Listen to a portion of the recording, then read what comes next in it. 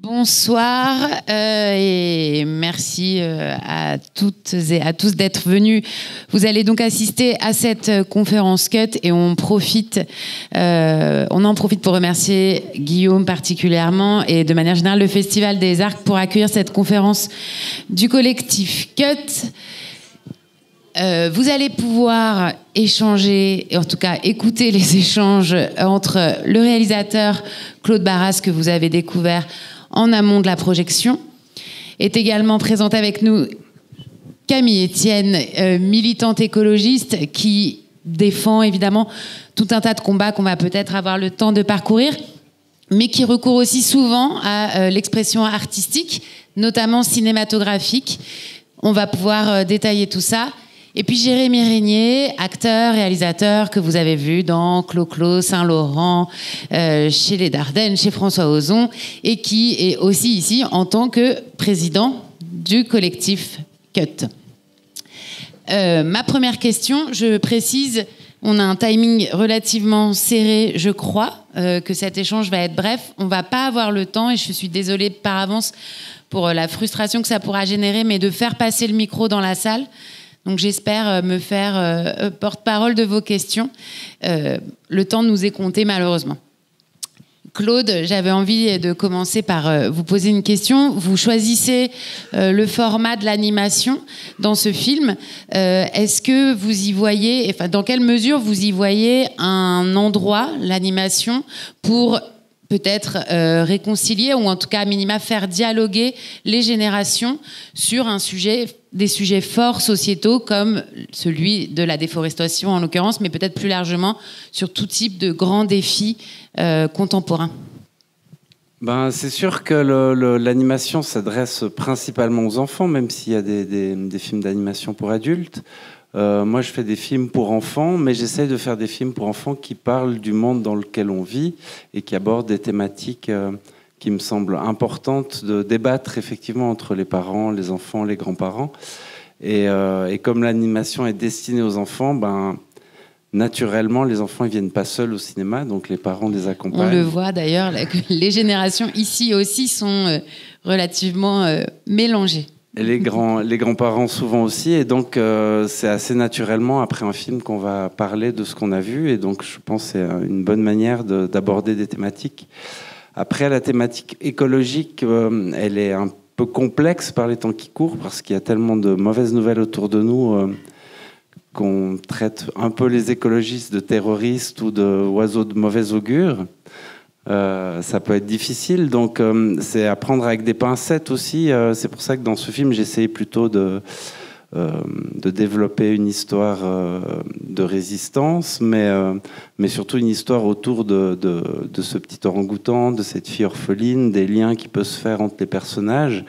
Et les thématiques écologiques, même si elles sont bien présentes, elles sont quand même plutôt à l'arrière-plan, et je ne développe pas de théorie ou de bonnes pratiques. Mais avec le film, on a fait une campagne d'impact et on a des dossiers pédagogiques qui peuvent justement nourrir la réflexion après des enfants, des parents ou des écoliers qui vont voir le film. Qui accompagnent au-delà du visionnage, au-delà des projections, qui peuvent accompagner et précisément donc pour poursuivre le dialogue. Tout à fait. Camille, je l'ai rapidement dit en introduction, mais vous avez réalisé un certain nombre de documentaires récemment, notamment un documentaire sur les PFAS, ces polluants éternels que vous avez mis en ligne à disposition gratuitement et qui a fait beaucoup de bruit. Vous aviez aussi fait, il y a quelques années, un documentaire, en tout cas un mini-film qui s'appelait Génération, justement, pour évoquer ces tensions parfois fantasmées ou pas entre les générations sur les sujets écologiques. J'imagine que vous voyez dans le prolongement de votre activisme avec cette expression artistique, ces films, mais pas que, c'est pas la seule expression artistique d'ailleurs que vous produisez. Pourquoi utilisez-vous particulièrement ce média qu'est le cinéma, même si par des canaux de diffusion qui sont pas ceux de la salle de cinéma, mais en tout cas, vous utilisez le média film. Qu'est-ce que vous voyez dans le pouvoir de ce média pour porter vos discours ? Bonjour déjà, je suis toujours trop contente d'être là parce que c'est, d'ailleurs, je le répète à chaque festival, mais franchement, quand même, c'est-à-dire que moi je suis pas du tout cinéphile à la base et les seuls films que je voyais quand j'étais jeune, c'était ici au Festival des Arcs parce que j'ai passé tout mon lycée à Bourg. Et donc je me rappelle que d'un coup, pendant une semaine, on regardait plein de films, des films slovaques hyper bizarres et qu'on en débattait sur des choses très étranges et que ça a vraiment fait ma culture cinématographique, c'était ce festival. Alors c'était à chaque fois une semaine par an, puis après plus rien, et puis après d'un coup on avait des films hyper étranges. Donc je dirais que pour moi, j'ai plutôt eu un syndrome de l'imposteur pendant longtemps par rapport au grand monde du cinéma, au grand monde de l'art, même plus globalement. Et donc je faisais plutôt de l'activisme sur le terrain de manière plus traditionnelle, en utilisant la désobéissance civile, mais aussi les outils de persuasion, finalement, d'essayer de faire en sorte que la parole des scientifiques elle soit écoutée le plus largement possible. Donc je me suis plutôt dit j'allais me tourner vers ces études-là, académiques. J'y reviens toujours un petit peu, parce que c'est un virus dont on se défait pas, mais c'est parce que j'ai rencontré des gens qui travaillaient dans ce monde-là, et qui, en fait, avaient un regard tellement précis et tellement incisif, un peu comme une des flèches qu'on voit dans le film. Alors celle-là, elle est pas empoisonnée, mais elle va de manière beaucoup plus radicale au cœur de ce que je cherchais à toucher. Et je me rappelle, moi, sur le sujet des polluants éternels, par exemple, ça faisait des mois littéralement que des scientifiques, des chimistes qui travaillent sur cette question-là m'avaient écrit pour me dire il y a quand même ce sujet qui monte, enfin qui est, nous on est à 5e et c'est pas vraiment porté. Il y a un seul député qui essaie tout seul de faire bouger quelque chose, mais personne n'en parle. Et je répondais pas trop. Enfin, je me disais ça faisait partie de tous les sujets qu'il fallait que je regarde, et je me disais ça rajoutait à la liste des choses qu'il fallait que je fasse. Jusqu'à ce qu'un jour je regarde un film, une soirée pyjama avec des amis, et c'était Dark Waters, un film sur ce sujet des polluants éternels. Et en 1h30, je suis sortie de là, je me suis dit, c'est bon, ça y est, en fait, c'était la flèche qu'il fallait que je reçoive pour que maintenant ça devienne une absolue obsession. Et depuis, après, on a utilisé le média du documentaire, mais on a aussi utilisé beaucoup de lobbying politique pour essayer de convaincre le plus possible de députés et ensuite de sénateurs, en travaillant avec les scientifiques, et faire en sorte qu'on arrive à quelque chose de concret qui était dénoncé dans le film, dans une fiction, et qu'on arrive à faire changer vraiment la loi de notre pays. Donc, pour moi, c'est un outil, mais je mets un petit astérisque quand même. J'attends pas du tout des films qu'ils me donnent exactement ce que vous disiez. J'attends pas des films qu'ils me disent ce que je dois penser. Ce que j'aime, c'est qu'ils viennent me mettre me déranger, dans le sens me mettre en dehors d'un ordre, ou me montrer une perspective que j'avais même pas, un chemin que j'avais même pas pensé prendre.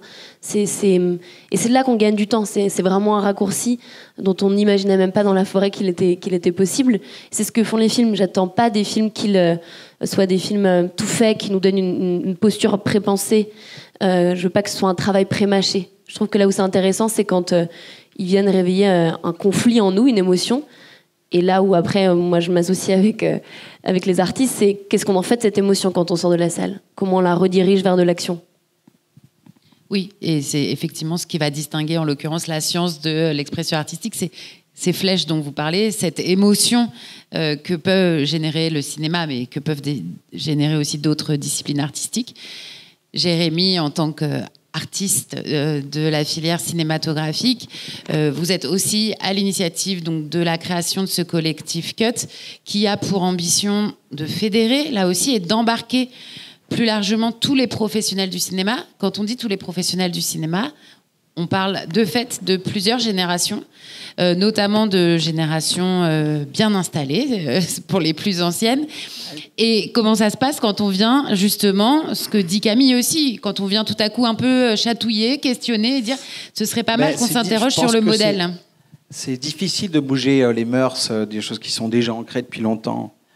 Et moi-même, je travaille dans ce milieu depuis très longtemps, donc pour moi-même me remettre en question, pour me dire est-ce que j'ai vraiment besoin de ça sur un tournage, est-ce que c'est nécessaire, donc Cut propose ça aussi, d'une réflexion sur comment faire changer les mœurs d'un tournage, parce que ça pollue forcément comme toute industrie.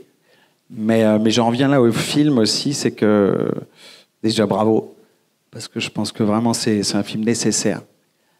C'est un film qui secoue, et c'est pour ça qu'on fait du cinéma, c'est pour ça qu'on raconte des histoires. Moi, depuis que je suis tout petit, j'ai commencé très jeune ce métier, j'avais 9 ans.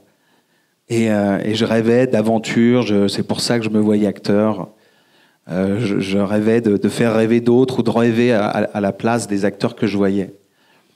Et puis j'ai fait du cinéma et je me suis rendu compte que ça m'apportait beaucoup de choses à moi, personnelles, en me disant, tiens, en traversant un personnage, ce qu'il traverse, ce qu'il vit, le conflit qui lui arrive, ça m'apportait à moi.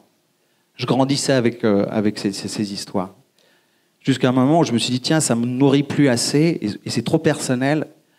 Et je me suis dit, mais comment faire que c'est encore du sens? Comment faire pour qu'encore il y a quelque chose qui se nourrit pas que pour moi, mais qui se nourrit aux autres. Et tout d'un coup, je me suis rendu compte que c'était un super pouvoir de raconter des histoires. Et pour ça qu'une histoire comme celle-ci, comme d'autres, comme ce que tu fais, Camille, je pense que c'est une façon de pouvoir être touché à des endroits où les formules, où les analyses, pour certains en tout cas, sont froides. Et en fait, le cinéma et l'art nous permet d'aller toucher profondément au cœur, quoi. De nous remuer et de nous engager sans vraiment s'engager volontairement, quoi. Et alors, une question pour tous les trois. Effectivement, le cinéma a cette vertu en suscitant l'émotion. Vous l'avez un peu tous dit, alors de manière différente, mais en créant potentiellement des chocs, des bouleversements, tout à coup rendre un sujet incontournable, voire obsessionnel. Toi, vouloir partager plus largement que ton simple, justement, ressenti, ta simple émotion. Comment vous voyez, comment vous estimez que le cinéma peut participer de la transformation de cet engagement qui peut être individuel, justement, ou de ce choc très personnel, très intime, qui est celui de l'émotion, en engagement collectif? En fait, comment passer du constat, de l'exposition de faits, à celui de la mobilisation, voire, pour en revenir aussi au sujet du film, au dialogue entre les générations? Comment s'assurer de ça, au-delà du simple constat? Et est-ce que le cinéma peut, ou pas, quel est votre point de vue sur la question, transformer en mobilisation, engagée, mais collectivement?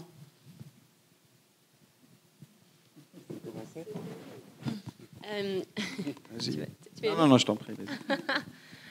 Non, mais alors, là, évidemment on essaye. Enfin, je pense qu'on ne peut pas mesurer ça. J'avoue que, pour une fois, je pourrais revenir dans 2 ans, 1 an. Non, je suis à Oxford en ce moment et je peux travailler précisément sur ça avec des chercheurs. On fait un projet de recherche sur comment est-ce que, sur la communication scientifique, et on fait donc des expérimentations, on montre des documents différents à des groupes tests de gens. Pour savoir en fait qu'est-ce que, quand on a une donnée scientifique, on a pris par exemple les limites planétaires, donc il y a un institut, Stockholm Resilience Center, un grand institut de recherche qui fait une découverte assez importante sur le fait qu'on a des limites, que si on en dépasse, on sort d'une zone de sûreté pour l'humanité. Donc en soi, l'information est suffisante pour qu'on puisse daigner se bouger un peu.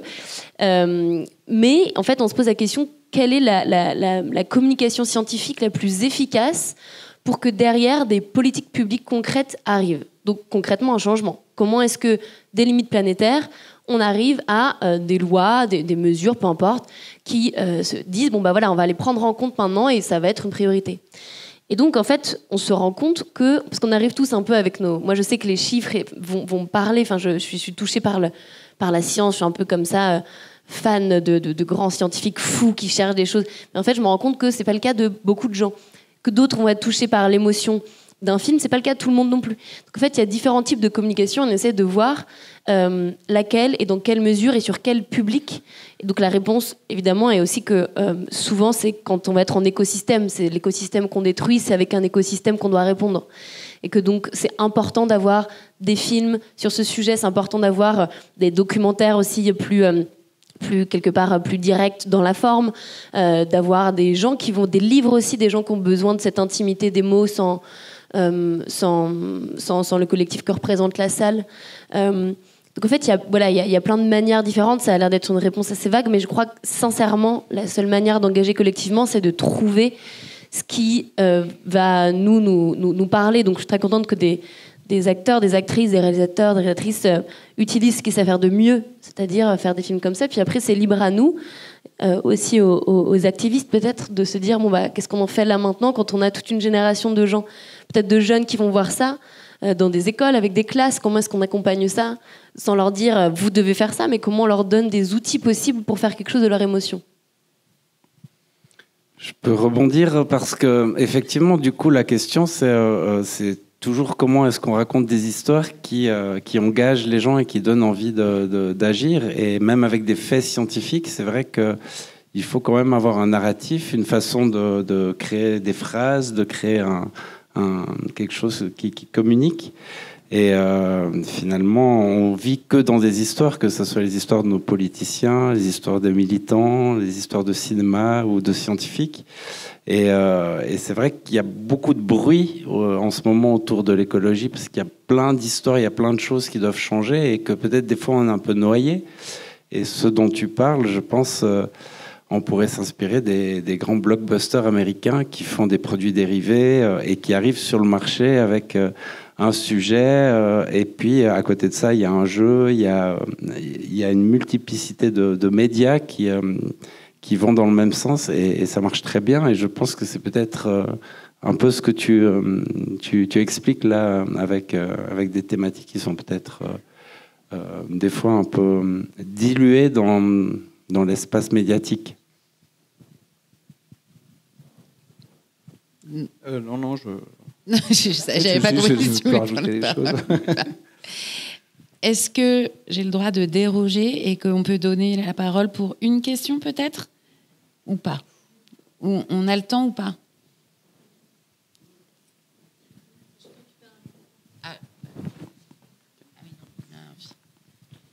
Alors, si vous avez envie d'interroger Claude Barras, Camille Etienne et ou Jérémy Régnier, et si vous pouvez formuler votre question, si vous en avez bien sûr, de manière synthétique pour que peut-être on arrive à grignoter une autre petite question.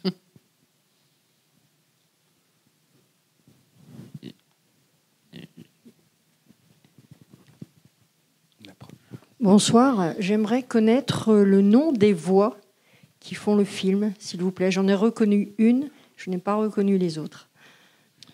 Alors, Laetitia Doche. C'est ça. Laetitia Doche, qui joue Jeanne Benoît avec Poelvoorde. un accent suisse.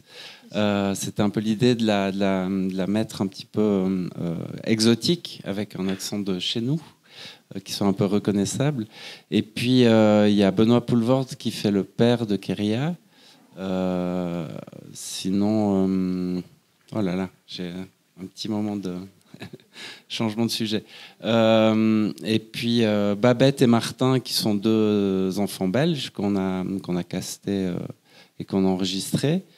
Et puis pour les voix pénanes, c'est Coméoc qui est le leader un petit peu de la résistance pénane, qui fait la voix du père de Célaï. Sa sœur Célivia qui habite Dijon, qui fait la voix de la grand-mère et les chants et qui interprète aussi la flûte à nez et les musiques, et qui m'a aussi coaché sur tout ce qui est vie traditionnelle, qui a aidé aussi à ce qu'on fabrique les petits sacs à dos dans la forêt de Bornéo, qu'on a pu installer ensuite sur nos marionnettes. Et puis sa fille Célivia qui a fait la mère de Célaï. Et j'oublie encore Michel Villermo qui a fait la voix du contremaître. J'avais une question, juste, pardon. Si Je commence. Ouais. Non, mais j'étais curieux parce que justement, par rapport à ce film, qui est un film qui se veut par transmission, c'est un film d'animation donc qui est réservé, même si le sujet est dur, et on se dit, tiens, à quel niveau les enfants vont être impactés. Après, ils sont tellement impactés par d'autres films qui sont bien plus violents que ça, mais c'est que ça nous remue et ça nous met face à une réalité. Mais est-ce que toi, justement, le film est sorti il n'y a pas longtemps, est-ce que justement, tu as des retours par rapport à ça? Est-ce que tu te rends compte de l'impact direct avec le public jeune en disant tiens, quand tu vas à des avant-premières, est-ce que tu sens que ça circule et que c'est nécessaire du coup? Et je rebondis. Non, c'est ma question. Oui. Moi, ma question s'adressait justement aux enfants de la salle. La manière dont vous avez éventuellement reçu ce film, et est-ce qu'il vous donne envie de prolonger l'échange chez vous ce soir quand vous allez rentrer dîner? Voilà. Mais on va d'abord avoir ton témoignage de ce que toi tu as rencontré au cours de différentes projections que tu as accompagnées, et peut-être que s'il y a des enfants dans la salle qui ont envie de nous partager l'émotion, est-ce qu'il y a eu ce choc, cette émotion, cette flèche, est-ce qu'ils l'ont reçue, et est-ce que ça leur donne envie de poursuivre le dialogue avec leurs parents, leurs grands-parents, leurs amis? Alors, moi, en fait, dans ce film, en termes d'héritage, il y a l'héritage de mes parents, grands-parents, arrière-grands-parents, qui étaient tous des paysans de montagne et qui parlaient le franco-provençal. Voilà, moi, à 16-17 ans, j'ai un peu tout ça. Le mot paysan était une insulte, donc je suis parti sur d'autres voies. Et puis, petit à petit, je me suis posé la question, voilà, de ces liens, de la modernité. Et donc, c'est à travers ce questionnement sur mon propre héritage que j'ai essayé de transmettre ça aux familles pour avoir aussi une réflexion pas seulement sur Bornéo, mais aussi sur notre mode de vie et sur cette accélération et sur cette surconsommation, si elle a du sens et si on veut la transmettre à nos enfants ou pas. Maintenant, j'ai l'impression qu'avec les enfants, à partir de 8 ans, les thématiques et les questions sur le Nutella, qui a récemment mis un bouchon vert en faisant croire que c'était éco-responsable, c'est vraiment une honte, c'est des criminels. Ça les intéresse beaucoup. Un peu plus jeunes, ils sont plus sur l'émotion des singes, sur savoir s'il va y avoir encore des orang-outans. Mais en tout cas, il y a des questions. Et puis, vous avez vu, il y a un site internet qui s'appelle sauvagelefilm.com. Et là, on a vraiment des dossiers sur comment manger local, qu'est-ce que ça fait d'acheter des produits pas chers, enfin, des choses qui peuvent aider à faire des choix. Et puis, il y a des dossiers plus pédagogiques sur la forêt. Voilà. Après, pour les parents, j'ai l'impression que finalement, le film a été médiatisé en disant que c'est une fable écologique contre la déforestation. Et le mot écologique et déforestation fait peur à beaucoup de parents, malheureusement, par les temps qui courent. C'est pas des thématiques qu'on a envie d'aborder forcément. Donc j'ai l'impression qu'on a touché plutôt un public, un premier public qui est des gens qui sont déjà intéressés, qui connaissent déjà la thématique, mais ça permet peut-être de donner encore plus envie de bouger, de transmettre les choses. Et puis ensuite, je pense avec le travail avec les écoles, ça va être un peu plus intéressant. Voilà. Enfin, la même plus large, question pour toi, Camille, qui fait justement aussi des documentaires impact sociaux. Est-ce que tu as un retour direct? Est-ce que tu te rends compte? Parce que, pour faire un parallèle, ça m'est arrivé de faire des films engagés en tant qu'acteur. Et ça m'est arrivé de temps en temps, c'est rare, mais des gens qui viennent vers moi et qui me disent après ce film-là, ce que vous avez interprété, ça m'a remis en question, ça a remis en question ma vie. Violence des échanges en milieu tempéré. Et tout d'un coup, voilà, je me dis, c'est là aussi que le cinéma, que l'art permet une révolution, une prise de contact. Mais j'imagine que toi, c'est encore plus direct. Parce que qu'est-ce que c'est les retours Non, c'est trop intéressant. Je suis tout à fait d'accord, en fait. Mais même, parfois, je me dis, quand on reçoit des messages, même qu'on voit des gens, en fait, parfois, on se dit, s'il y a 3 personnes, 4 personnes qui me disent, bah, j'ai quitté mon job, j'ai changé complètement de route, alors on sait que, je leur dis toujours, en réalité, c'est pas nous, c'est pas notre film, c'est que c'était un chemin en vous et on était juste l'espèce de déclencheur, et que peut-être pour certains qui ont pris quelque chose un peu avec rejet, en fait, ça a quand même déplacé quelque chose qui va prendre du temps pour mûrir.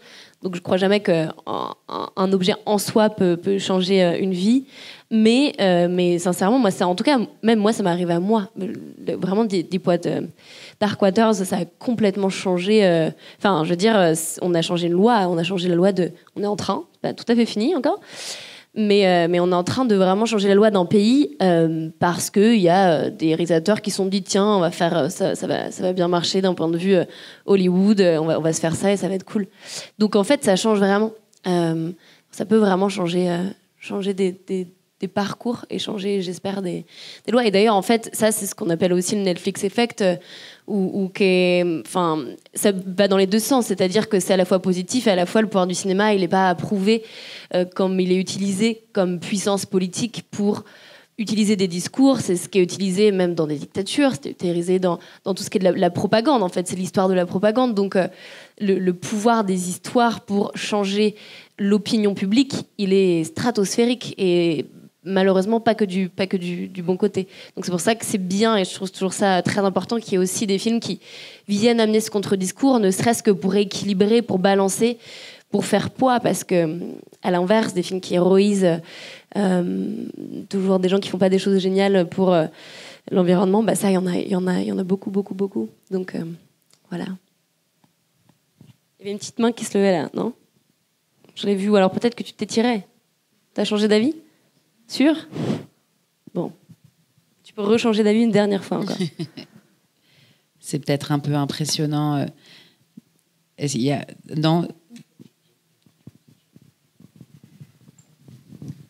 Rimran Mansour pour NJ Chevalier. J'ai été surpris par la langue, enfin en tout cas le naturel utilisé par la langue étrangère utilisée par les sauvages. Est-ce que vous vous êtes inspiré sur une langue particulière ou est-ce que c'est une vraie langue que vous avez utilisée pour ce film? Non, alors j'ai commencé par faire 3 ans de recherche documentaire sur le film, sur les orang-outans, sur l'agroalimentaire, sur l'huile de palme, le commerce du bois exotique. J'ai fait un voyage en 2018 là-bas où je suis parti comme guérilla dans une petite famille pendant 6-7 jours en immersion avec construction de la mine taureau, chasse de cochons à barbe, etc. Et d'ailleurs, ça m'a rappelé mon enfance avec mes grands-parents. C'était tout d'un coup un truc un peu mystique, cette vie simple et rythmée par la nature. Et donc, la langue, c'est vraiment la langue des Pénans, qui a été traduite par Nelly Tungan, qui est la seule personne qui parle pénan et français, parce qu'elle est tombée amoureuse d'un aventurier français quand elle avait 20 ans. Elle est venue vivre à Dijon et elle a continué à transmettre à ses filles et elle fait des interventions dans des écoles pour parler du combat des Pénans et de la vie dans la forêt. Donc c'est à travers elle qu'on a pu traduire et coacher les acteurs pour qu'ils parlent pénan. Et on l'a fait de manière à ce qu'on puisse présenter le film là-bas l'année prochaine dans la forêt et qu'ils puissent comprendre ce que vous ne comprenez pas. Merci.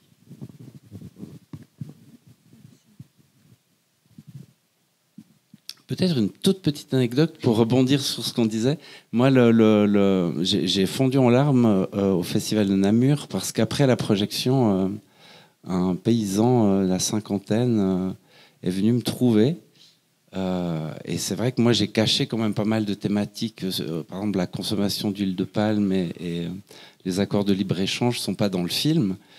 Et il était invité par Mercedes, qui était sponsor, je crois, des véhicules du festival, et qui avait invité des gens. Et comme il avait 3 tracteurs Mercedes, il était dans la salle. Et il est venu me pleurer vraiment dans les bras en disant « Mais merci, enfin, on parle de ce qui ne va pas dans le monde. » Et c'est vrai que nous, paysans, on est en train de crever parce qu'on mange des choses qui viennent de l'autre bout du monde. Et je crois que c'est un des témoignages qui me dit qu'effectivement, des fois, les films vont chercher des gens et des choses, et faire bouger des choses chez des gens, et aider des gens à combattre et à essayer de transmettre cette lutte, sans qu'on sache vraiment comment ni quand.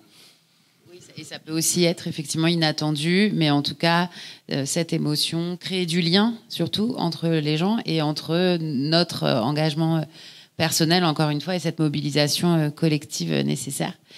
Eh ben, merci beaucoup à tous les 3. Encore bravo pour le film. Beaucoup. Merci à vous. Et puis, bonne suite de projection.